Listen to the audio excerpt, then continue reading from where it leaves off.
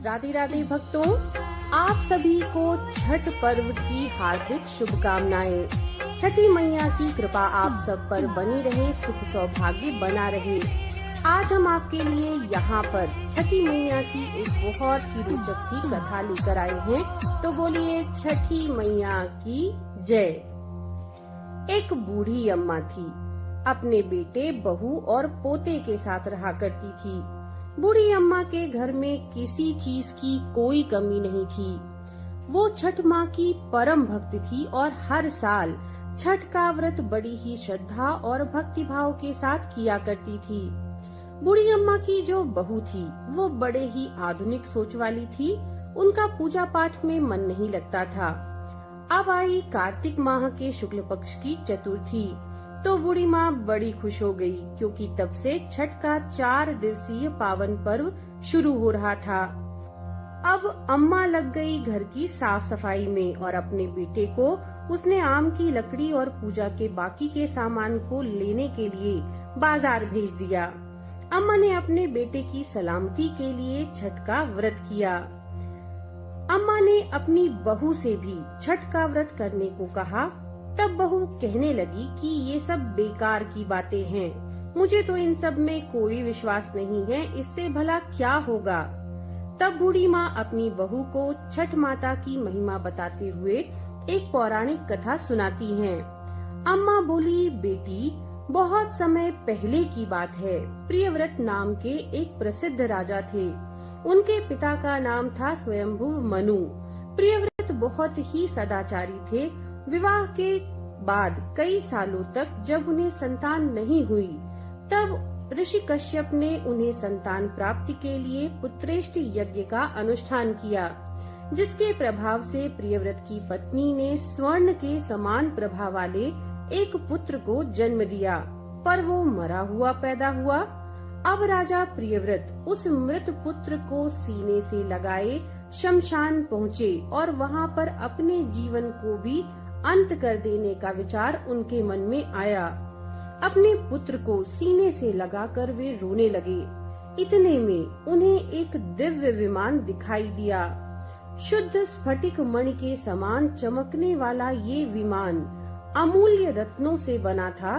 उस विमान पर बैठी हुई मन को मुग्ध करने वाली एक परम सुंदरी देवी को राजा प्रियव्रत ने देखा। उन्हें सामने विराजमान देखकर राजा ने बालक को भूमि पर रख दिया और बड़े आदर से उनकी पूजा और स्तुति की।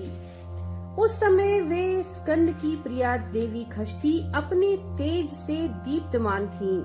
उनका शांत विग्रह ग्रीष्मकालीन सूर्य के समान चमचमा रहा था।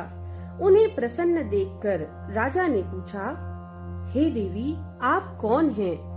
महाराज प्रियव्रत की बात सुनकर देवी उनसे कहने लगी, राजन, मैं भगवती मूल प्रकृति के छठे अंश से प्रकट हुई देवी षष्ठी हूँ और इस संसार में छठ माता के नाम से प्रसिद्ध हूँ। इस प्रकार कहकर छठ माता ने उस बालक को उठा लिया और अपने प्रभाव से उसे पुनः जीवित कर दिया। अब राजा ने देखा तो सुवर्ण के समान प्रभा वाला वह बालक हंस रहा था।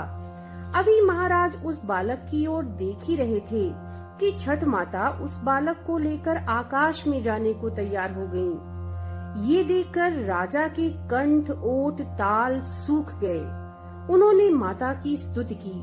तब प्रसन्न होकर माता ने कहा, तुम सर्वत्र प्रकृति यानी सूर्य, उषा, जल, वायु का पूजन कराओ और स्वयं भी करो। प्रकृति की आराधना से तुम और समस्त संसार वर्ष भर सुखी, स्वस्थ, निरोगी और दीर्घायु होगे।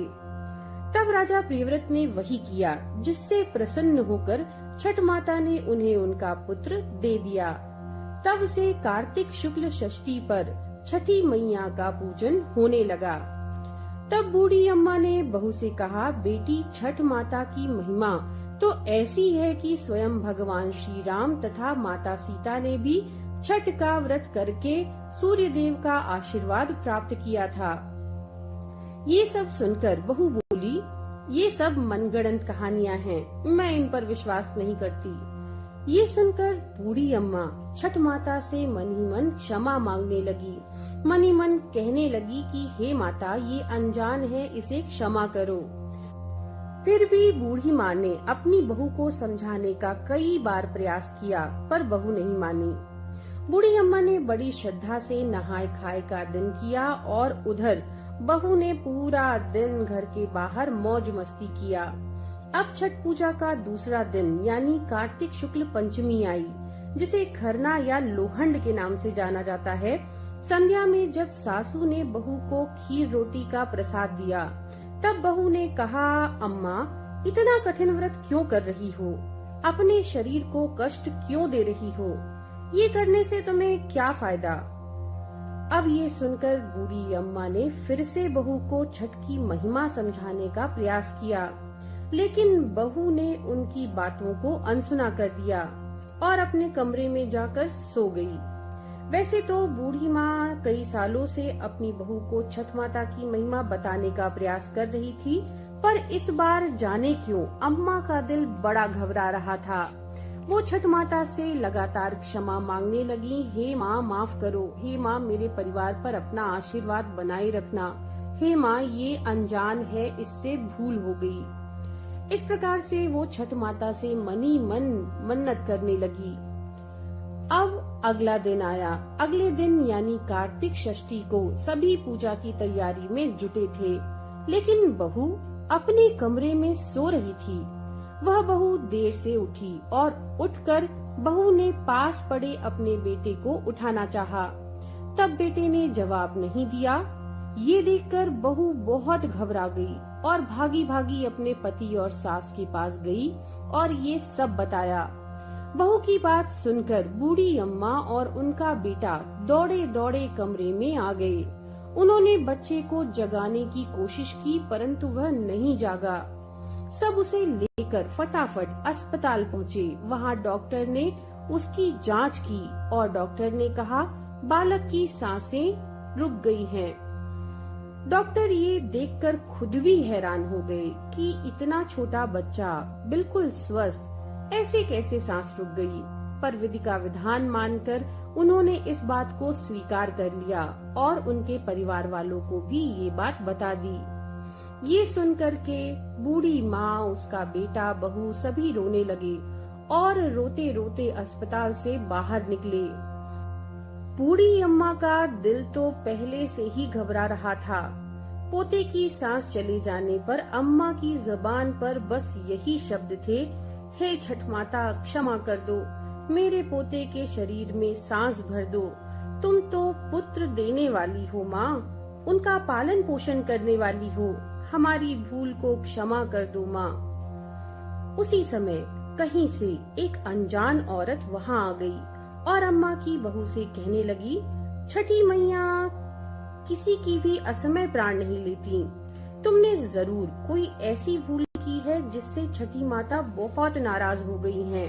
आज छठ का पावन पर्व है, पूरी श्रद्धा से छठ माता को याद करो और विधि पूर्वक व्रत करने का संकल्प लो, तुम्हारा पुत्र जरूर जी उठेगा। शोक में डूबी हुई माँ के लिए ये शब्द एक आशा के किरण जैसे थे और ना जाने कहां से बहू के मन में एकदम से श्रद्धा का ऐसा सैलाब आया कि बहू ने वैसा ही किया जैसा उन्होंने कहा। आंखें बंद की, छठी माँ का ध्यान किया, उनसे प्रार्थना की, उनसे क्षमा मांगा और ये संकल्प किया कि मैं छठी मैया का व्रत पूरे विधि विधान के साथ करूंगी। संकल्प पूरा होते ही, विचार पूरा होते ही, जैसे ही उसने अपनी आंखें खोली, उसने देखा कि उसका बच्चा आंखें खोलकर हंस रहा है। ये देखकर पूरा परिवार आश्चर्यचकित हो गया। पलटकर देखा तो वो महिला वहाँ पर नहीं थी।